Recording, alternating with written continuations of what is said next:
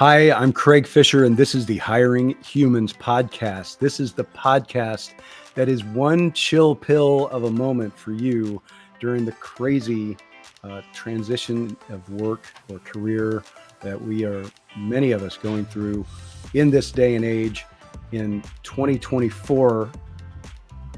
How's our mental health? We're going to talk about that. We're going to talk today with Anna Morgan. She is at Career BFF on a lot of places, and we're going to talk about recruitment to recovery, overcoming addiction in the people industry.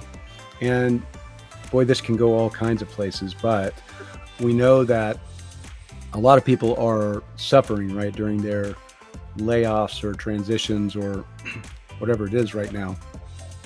And substance abuse can be an issue.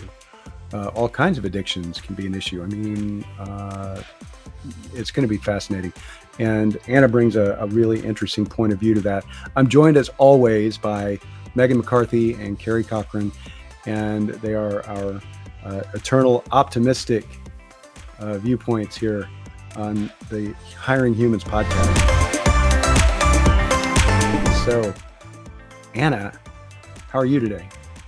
Doing great. Glad to be here to talk about this mental health topic and to share a little bit more of my personal journey overcoming addiction in the people industry and coming up in the recruiting space. So I think this is a topic that we don't speak about publicly enough, and in service of sharing publicly about my journey and ways that we can create more inclusive environments in the workplace. I'm thinking back and sharing this in honor, in support of the woman I was 13 years ago, and that maybe I wanted to see out there on LinkedIn or sit next to in a cube in an office space, essentially. So glad to be here. All right. So Anna is a recruiting and talent industry veteran, and she has come up in this space, as she just said recently, and for the last many years, alcohol free, which can be tough. Can be tough. But Carrie knows a little bit about that. She's alcohol light. Carrie, what's been going on with you? Oh, it's been a great couple of weeks. I mean, last week got to go to the ERE conference, get up on stage again. That was an amazing experience. And just encourage anybody, anytime that you can put yourself outside your comfort zone, to take that opportunity and to do it. You won't regret it. I wasn't even nervous. I mean, I had some really good coaches there to help me along, and super exciting. Got to spend time with Anna again. Huge fan, career BFF, and the mom of Lily. So yes. Just trying to approach every day with a level of optimism. So Lily is a wonderful French bulldog that Anna brings around to certain conferences, and we got to hang out with her at the ERE event last week. And Anna actually sent me a card, as she does after events, to certain people. I don't know if she sends them to everybody, but she sent me this Only one. Special people. That's right. So there's a picture with Lily. Lily's so cute, and a couple of more. Right? Yeah, she's giving Craig all the tips on hiring humans. That's right. I feel like this should be a spread in a magazine. Right? It's so perfect. Awesome Very pets. cute. And there's the back. Yeah, there's the back. And she sent me this one from RecFest last year. Yeah. Right. This is how I got to know Anna in the first place, because she brought her awesome pup. Right. That's right. At RecFest. I was at RecFest, and I did a book signing, I guess, and that's the bill card for it. Yeah. And there's me on stage at RecFest. That was very nice. Thank you, Anna. You're welcome. Cool. Megan actually inspired us to show those off today. She said we should show those on the podcast. So that's what we've just done. For any of you just listening, sorry, we showed some pictures. We did show some pictures, and I don't know about y'all, but I grew up in the era of, my mom with her Canon camera and printing rolls of pictures and putting photo albums together.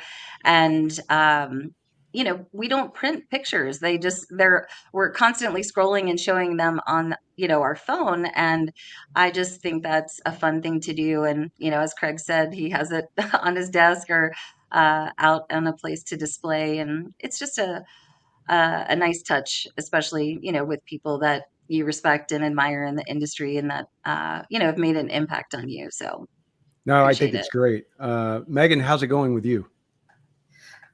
Living the dream, right? Just still looking for jobs and trying to be a helpful resource to those involved. So, Anna, I think this is a great, probably underspoken about topic, right? Mhm. I'm looking forward to what you have to say for all of Yeah, us. thank So you. I'm excited to have you on. All right, so let's dive into it. So, Anna, why don't you tell us about your personal journey of recovery to kind of tee this topic up?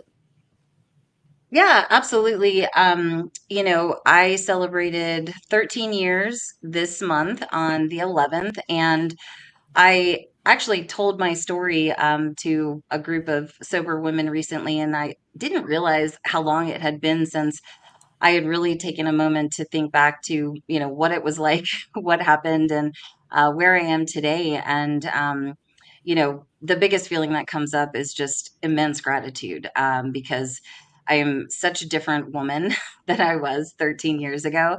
And at the time, I was relatively new in the recruiting space. I had worked for a boutique kind of startup staffing firm in Atlanta for several years, and it was just a massive party environment. I mean, anytime we could entertain clients out at the bar or leave early on Fridays for happy hour, we would go to lunch and never go back to the office. And, had some scary drives home, like One Eye, 20 miles away from the office. And I had my daughter in 2008. So I was a young mom and we relocated to Tampa, Florida. And at that point, it was new community, new agency that I was working with, and always was a top producer, great business development, in the top 5% of the producers in the firms that I represented. But I just slowly saw that, my drinking was getting more and more and more. A lot of binge drinking on the weekends because it was Tampa. We went on friends' boats, went to the beach. And by, the grace of a power greater than myself, I never had any major significant consequences. I'd gotten out of a DUI when I went to school at UGA, luckily. Lots of really close calls in a lot of different places. And, I remember standing at the morning huddle one morning after I'd probably consumed a large bottle of what was the Australian Chardonnay, something Zinfandel. And my buddy looks over at me and he was like, "You smell awful." I was like, me, and it was just this insanity cycle, and I constantly was like, just couldn't wait to get home to crack that bottle or open that beer. And it was the only thing that gave me relief. And I think a lot of recruiters, if we look at the personality traits of those of us that are in this business, there are some definite, like, you know, commonalities. I mean, a lot of us come from different work environments and different economic backgrounds, but the majority of us have to thrive in like high pressure environments. And most recruitment jobs, we have to be good listeners, clear communicators, like empathetic. We're good storytellers, but we take on so much.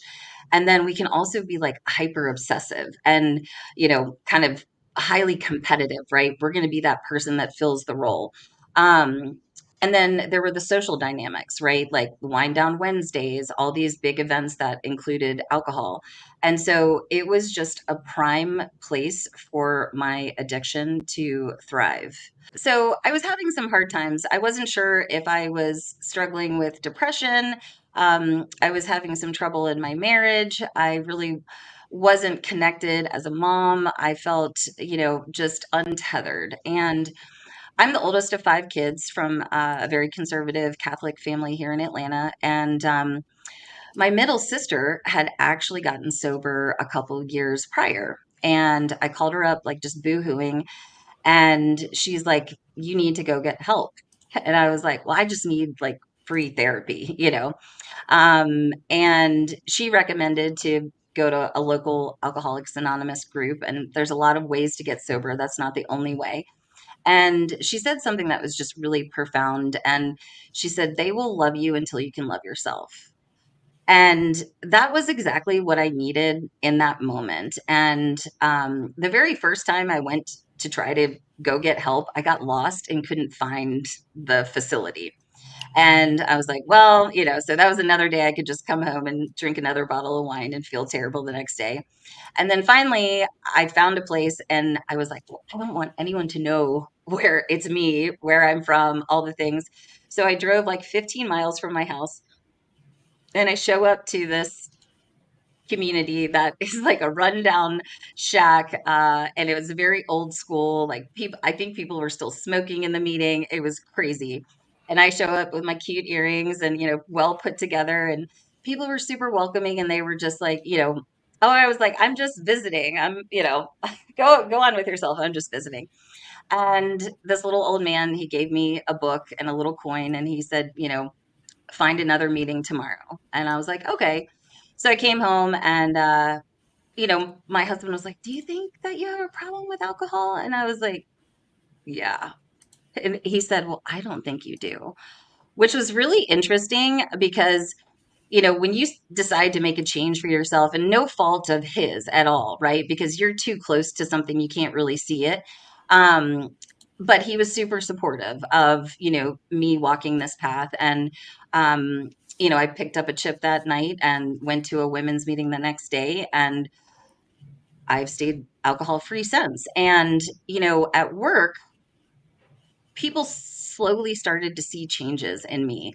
My skin got brighter, my communication got better, I was closing deals faster. I remember looking like, talking to one of my friends, feeling like all this goodness shouldn't happen to me. Like, I don't deserve this. And that to me was like one of the miracles of choosing, radical self-care and, choosing to get help and support, and making the conscious choice to live alcohol free every single day. And it made me a better mother. My, relationships were repaired. And I was able to navigate the world of recruiting in some very complex situations. I mean, it was a super social environment. Again, boating outings, just very alcohol in the office all the time. But I learned, if I have a network of sober people that I can rely on, and I just make the next right choice in service of my sobriety and my health, then I'm safe. And I, learned little tricks. I would always drive by myself so I could leave, if I was uncomfortable. And I learned over time I could go anywhere. I love going to dance clubs and going out to bars now. Like, I can hang with the best of them because I'm healthy, because I'm spiritually fit, and I know what my triggers are. But that has been a lesson that I've learned over time. And it's taken quite a bit of resiliency and grit and radical honesty with self as I've navigated these situations. And, you know, I don't think it's something that everyone can do. Like, I'm honestly really proud of myself for what I've been able to do over the last 13 years. And um, the woman that I am today, and the mom and the wife as well. I love so many things about this. So I think everybody has some experience, right, with alcoholism or addiction, right, in their family or friends group, or with themselves. And what I find interesting about this, we're talking to job seekers on this podcast a lot, and it's really Right. easy to fall into bad habits when you are not working. And when you're feeling bad. Yeah. Yeah. And job seeking is a full-time job, right? Hmm. You better be on your toes. I mean, you don't want to miss interviews and things like that because you're hungover or sleep deprived or Right. whatever it is, right?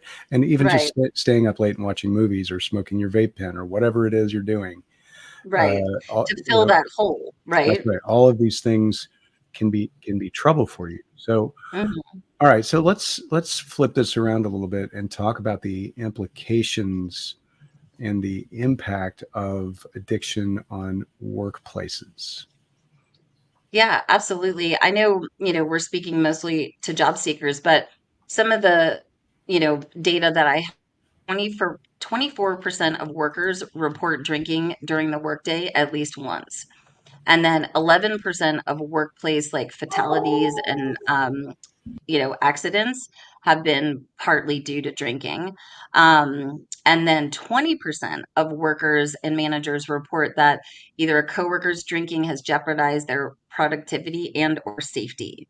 Um, so that's, one statistic, but addiction as a whole has cost the American business organizations about 81 billion in lost profits. So, it does not necessarily the person that's homeless, doesn't have a job or friends. That's not the fact. Like 70% of people with some kind of addiction are employed, which is, you know, I've seen that. And then let's Welcome to see. America. Yeah. Yeah. And then you've got maintaining employment, high performers at work. 42% of the people, with an addiction have reported decreased productivity, obviously. Lost profitability costs to employers, again, super high lost revenue. And then it has that ripple effect on different teams when you have essentially that instability, I would say. Yeah. So I'm going to agree. Megan, Carrie, have either of you worked with someone that you noticed was having issues like this? I can't say that, but just coming from the hospitality industry, like I think overindulgence is certainly a thing. Yeah. It's just very natural. So, especially when you're working after hours, and I kind of think of recruitment as the same as sales when you're working Mhm. with a client or a potential client. So that's where I think those lines could blur. Mhm. In that Well, respect. So yeah, the environment that Anna's talking about is so real. It's recruitment and sales, right? right. And in a And it's very similar to agency hospitality. environment, yeah. I came out of the hospitality industry, and I think I read some of the areas with the highest addiction rates are hospitality, recreation, and construction, which I found interesting. Yeah. Yeah, and I actually worked for a company for 4 weeks that had a very intense party culture and realized very early on that I could not represent their employer brand That was recently. and quit. Yeah. That was very recent. I remember. Well, I think that was 2 years ago, but sure. Yeah. Okay. And then Recent in my there's book. quite a bit in the healthcare. I know just from the communities I'm in, I'm surprised of the number of nurses that are in recovery. And then anesthesiologists Oh actually yeah. have the highest rate of opiate addiction. Yeah. Attorneys are in there. I mean, here's the deal, like addiction doesn't discriminate, and it affects the entire family and sometimes more. Yeah. I worked in anesthesiology and early in my career for several years in the Uh-huh. OR with anesthesiologists selling anesthesiology products. And yeah, talk about a wild bunch. Well, it sounds like Yeah. it's the easiest way to get the product, for lack of a better term. Yeah. Right. Yeah. High stress jobs. Mm-hmm. I just didn't have an off switch, and where a normal drinker would have, 2 glasses of wine, they'd feel nice and they might have a third, I was out with Carrie, and again, very conservative drinker, and she's leaving half a glass of wine on the table, and I'm like, that's alcohol abuse. I mean, I can joke about that now, but for me, I would never leave a glass empty. And in fact, if yours was still full, I was probably chugging it as we were leaving the table.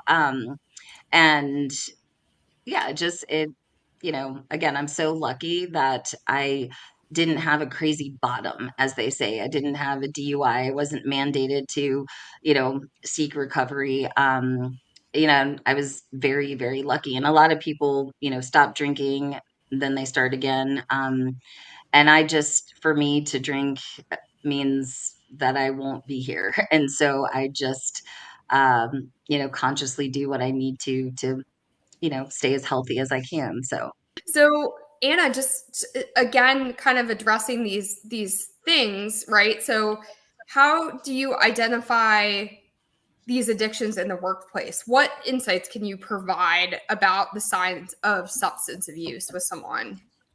Yeah, I mean, I think, definitely like it shows up as, moodiness. You would have absenteeism. You'd have lower productivity. You would have, just again, unexplained absences. Uh, Again, I mean, specifically with alcohol, I mean, that's something that, is a lot easier to hide than some other, drugs or whatnot. Um, I would say, um, yeah, just missed meetings, things falling through the cracks. I mean, you have physical signs like, red, watery eyes, sweaty palms, generally sweating, shaking hands, loss of like personal hygiene is oftentimes a sign. And then just losing motivation and being irritable might, blow up at something that's not something that you would normally expect. It's definitely hard to recognize. And then the question is for employers, like, when is the right time to even have the conversation? And there's, a lot of HR around that in regards to what is appropriate, what is the suffering employees' rights or access to resources. So it's something I think that people tiptoe around and can be tough. And sometimes someone if it is like the topic is broached, they might be recoil from a hot flame and be super defensive, and then other times it might just be that softening where someone just needed someone to recognize that they were suffering because they didn't know how to communicate what was going on with them. Yeah, that makes complete sense. And then from that, how do you create that supportive environment, moving forward once you've been able to Yeah, I recognize mean, that? and I think like from one recruiter to another, one TA leader to another, if you find having access to partnerships with your HR business partners, your benefit providers, is part of your package offering, mental health resources. Does the organization provide, certain training for managers and above on some of these topics? And fostering a psychologically safe and non-judgmental space, for these open discussions, I would say. I think, recognizing certain days that celebrate, drug-free or alcohol-free, days would be, a smart move to show that you're inclusive. And then again, I mean, I think the biggest thing is having that in your benefits offering, and making sure that it's easily accessible. Like so many companies I've represented or worked for, like you have to dig through a million different layers to find out, if you have a health savings plan or if you have access to, a phone number or additional resources around mental health topics. So something you said earlier, Anna, I thought was interesting. At first, when you were, you know, starting to kind of slip down that slope, you didn't recognize any productivity issues, right? You were like, I'm good. I'm still top of my game. I'm winning all the contests and great Mhm, numbers, and mhm. until you did start to recognize, right, and that takes a while and it's difficult. And so if you're listening to this and you know there's signs, right, for yourself. Drinking during the Yeah, and I day think is a big one. yeah, and it Drinking just on your own, not telling your significant others. Yeah, mhm. right. Some And of those. then, like over drinking, I mean, there were, fell off the stool and tore hurt my knee one time. And, um, you know, and it's hard to have that radical honesty with yourself. And I remember waking up one morning after a very unfortunate night, and there was this mirror. I guess we were moving stuff around, and I had this giant mirror like propped up against my wall. And it was one of those like waking up out of a blackout kind of situations. And I woke up and it was like one eye, and I looked myself right in the mirror. And I mean, that was kind of like when it hit me. I was like that deep knowing that I don't want to live like this anymore. And if I continue, I'm going to have much greater consequences. And, while I was winning, right, it was very superficial. And what I was able to do when I was healthier was like 10x what I thought was originally winning. Um, and I was able to be of service and impact so many more businesses and job seekers' lives because of being able to be fully present and functioning on all cylinders and, um, you know, being a truly healthy recruiter in that space.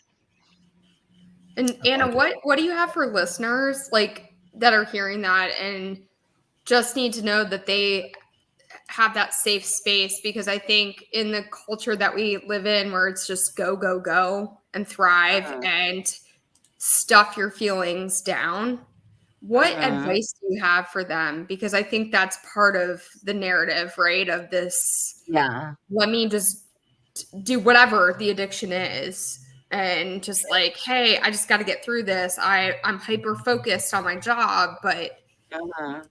what's your advice to people?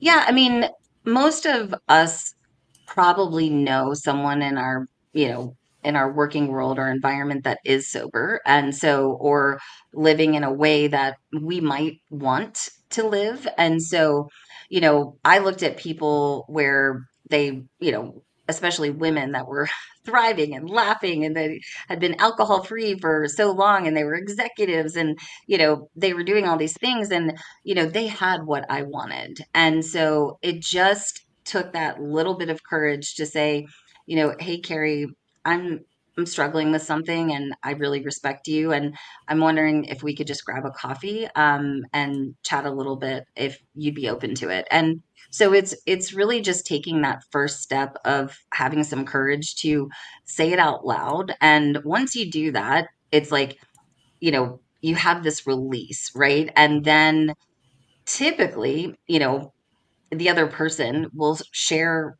their story, where they were, what it was like, what they did. And then, if it resonates with that person, then they can take action to the next step, whether that's rehab or a meeting or something else. The phenomenon of sober communities started with one alcoholic working with another and just sharing their story. And, that's what I love about it so much. So if you are listening, there's a lot of resources on Google is very friendly if you need help.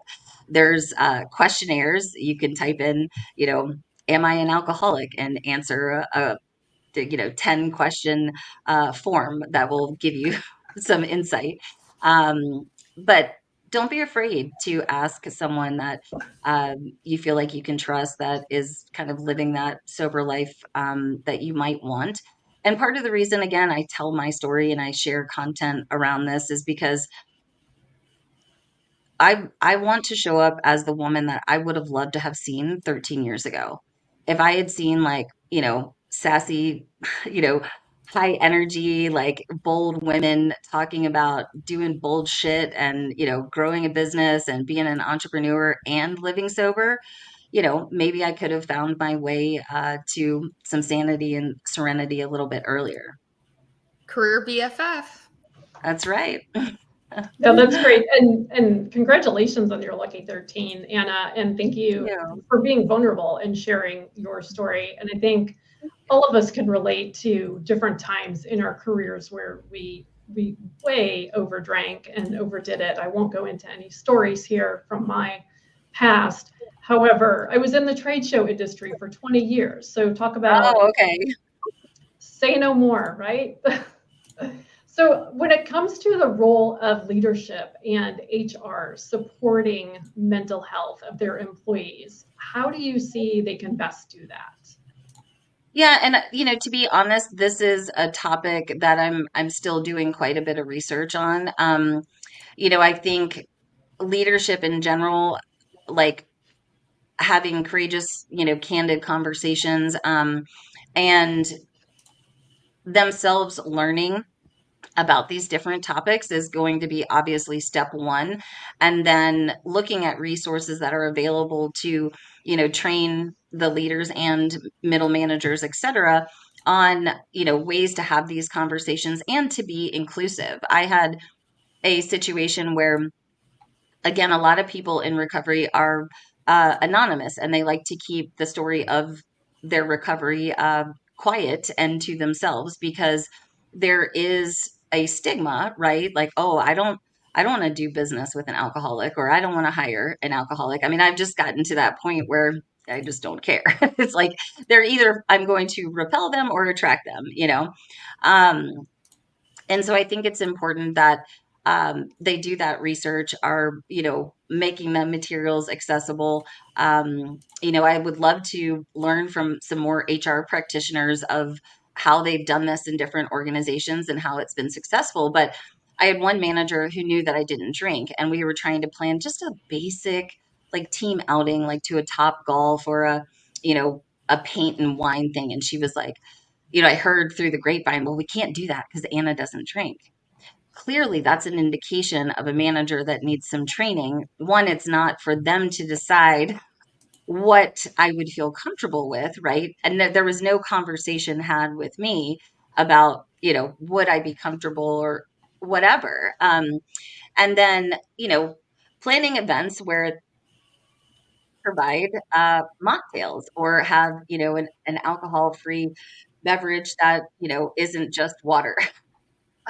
Because I've been to a lot of those events where, it's like wine and liquor, and then it's like, well, I might be able to get a Diet Coke. So, just looking at that when you're planning events. And again, this is a space that as I'm, working through telling the story, I'm hopeful to, learn from some other HR practitioners and definitely shout out some organizations that I learn about that have done this well. But as of today, a little light in that knowledge, I would say. So how do you see different ways where senior leaders or employees could promote recovery of alcohol or other addictions within the workplace and destigmatize that? Yeah, I mean, one way I have seen it done is when companies have empowered employees to have small, like wellness groups and topics. So, they would have different topics about, depression or, food or alcohol or whatever. And so that's a way that, based on the different topics, that employees actually are championing and educating other employees typically on topics that are relevant to them, being neurodiverse in the workplace and, any other topics that, uh, there's so many different things now that are a mental health concern. And I feel like one of the silver linings that came from COVID is employers were forced to look at employees as so much more than just employees. I feel like until then, we weren't looked at in this very inclusive and agnostic way that, we are daughters, we are spouses, we are uh, parents, and, all of these things that we do for our professions have a ripple effect on us, our stress levels, and our families. So, yeah. I don't know if I totally answered the question, but it comes down to just authentic leadership and education, uh, and accessibility, and, repurposing that content so people know that it's available. I think when you get that initial benefit guide, like, you flip through it and you're like, okay, and then you never see it again until you have essentially a crisis. And then you're like, I can't find that benefit guide, you know? So, and typically most HR business partners are going to be well trained enough that if you are listening and you need a safe space to go, that you can start with them and they can be the bridge to get you additional resources and support. Yeah, I think some companies are starting to have sort of that wellness advisor in I their would love that. organization. Yeah. We're seeing that, and um, a friend of ours, Jason Seiden, has started an effort to bring loss and grieving counseling into the workplace. And So needed. yeah, and I think we're getting better as employers. And I mean, COVID started a lot of this for you know better for worse. It Mhm. did help us to kind of see that people are having trouble coping, and now employers are asking these same employees to come back to a physical office that they are really no longer attached to, and there's trauma and uh, you know Yeah. issues associated with that. So I think I'd love to dive into a little bit of what individuals can do for themselves. So Yeah. Anna, can you talk a little about radical self-care? Yeah, absolutely. So, I mean, the first thing that I did is I found a woman that I looked up to. She had cool hair. She managed to save her marriage. She had more time than me. She had a great, stable job, and she was athletic, like she was a yogi. She was just cool. And, you know, I worked with her and she taught me about, you know, a lot of times when you're first getting sober, it's like you go back to the basics of adulthood, like having a routine, getting up at a certain time, making sure that your hygiene is well taken care of, that you're showering, making sure that you're making time for movement, right? A lot of us, um, neurodiverse, neurospicy, and recovery, we need that movement for that neurotransmitter shift. So really prioritizing that. I developed skills in meditation. I would read daily reflections, really got into the practice of journaling. You know, and there's no cookie cutter way, just like to get sober, there's no cookie cutter way to find employment. You have to, be honest with yourself and pull the things out of the hat that really nourish your soul and that you feel um, ground you into being the best person that you can be, and that that you're meant to be here on this earth. Um, and then continuing to surround yourself with the winners, and that is so important because a lot of times, and this is where a lot of my recovery kind of shows up in my coaching, people just want to be seen, heard, and understood, especially job seekers. And oftentimes,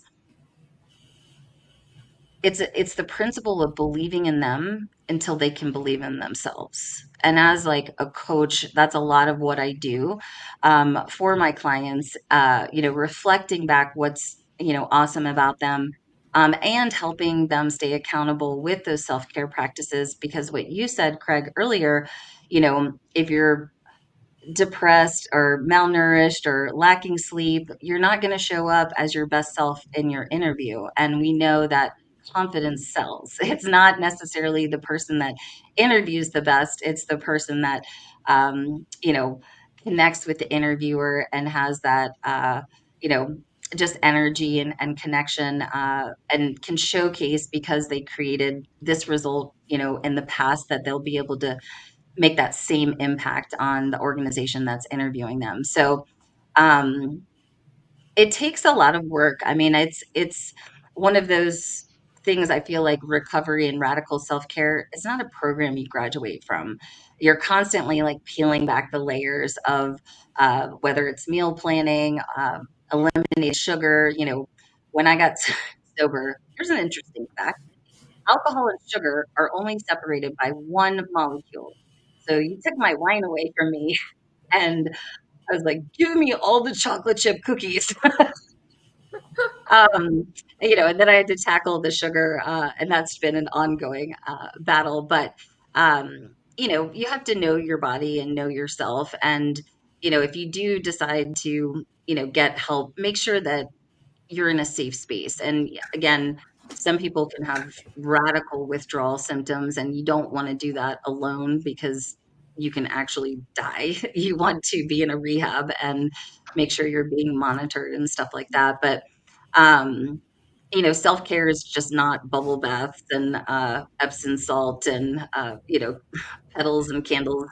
It is really um, doing things in service of trying to optimize your health to the fullest. And that might look like meditation. That might look like running 5 miles. Each person is, you know, genetically different, needs different things. I love all that. I can't stress enough to individuals, whether you're working or not, to just make sure that you're looking yourself in the mirror on a regular basis and assessing, you know, am I in the right space? Am I good? Am I right? I feel productive, but how do I look? How do I feel? And employers, same thing. I mean, look out for your people, and even the people that are not yet employed with your organization yet, right? We want to have empathy for the candidate experience. People are going through a tough time right now with layoffs Hmm. and transition. And so, Yeah, absolutely. you know, I want to throw it out to Megan and Carrie for final thoughts. Anna, this has been fantastic. Yeah, I Thank you. absolutely love this topic. And I would say, I mean, addiction to radical self-care is certainly important. There's so much power there. I would say, I mean, even if you're not addicted to anything, it goes back Right. to radical self-care. I mean, I journal Especially, every day. I work out 3 times a week, and it goes to consistency. And you know, I love the daily for different, not necessarily meditations, but just more inspirational, aspirational messaging. And you know, it's all about taking care of your body, mind, and spirit. And we're here to plant seeds, like plant seeds with people who are in job transition, but also plant seeds for employers on how they can relate, and act with more empathy, care, and compassion towards their employees, and put programs in place where they're needed. Absolutely. And just to double click on that too, I think, Anna, you said it really well. And I can't quote you directly, but essentially be there and show up for those that need it, right? So be there for the person that you want to see the candidate or the person that you're trying to help become. Right? yeah, exactly. Yeah. And it's, um, you know, this conversation's like really ignited me to dig in more to how I can have, you know, provide more tactical tips to HR and talent leaders to actually, you know, take a step-by-step process to bring more of this to organizations. Because you know, we know that we saw the numbers, right? Billions of dollars in lost productivity and profit loss. So you know, implementing some of these simple tools, whether it's offering, you know, free apps or small groups or you know, additional resources, this, you know, you're going to retain your employees. And each time you do that, you're going to keep that knowledge within the organization, and you're one step closer to, hitting your business goals and, thriving in this crazy economy, right? And I was just gonna say, it's not that it's a blame game for like these corporations, right? Because like an addiction is your own personal struggle, right? Or your own personal journey.